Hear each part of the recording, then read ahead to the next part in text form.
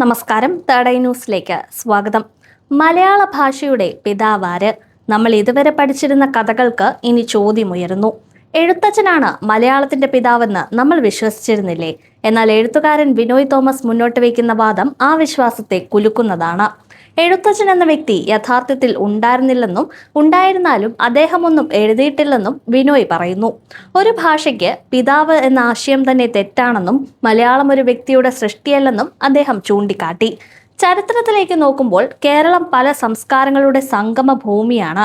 Persian, Arab, Chinese, Portuguese വ്യാപാരികൾ ഇവിടെ എത്തിയിട്ടുണ്ട്. അവരുടെ ഭാഷയും നാട്ടുകാരുടെ ഭാഷയും ചേർന്നാണ് മലയാളം രൂപപ്പെട്ടതെന്ന് ബിനോയ് പറയുന്നു. അതൊരു സ്വാഭാവിക വളർച്ചയായിരുന്നു, ഒരു വ്യക്തിയുടെ നിർമ്മാണമല്ല.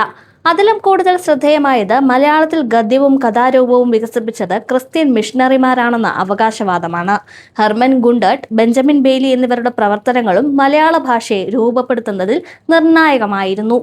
ഇത് വെറും അഭിപ്രായമല്ല, മറിച്ച് നാം മറന്നുപോയ ചില ചരിത്ര സത്യങ്ങൾ ഓർമ്മിപ്പിക്കാനുള്ള ശ്രമമാണെന്നാണ് ബിനോയ് പറയുന്നത്. എന്നാൽ ഈ വാദം വലിയ വിവാദങ്ങൾക്കും ചർച്ചകൾക്കും വഴിവെച്ചിരിക്കുകയാണ്.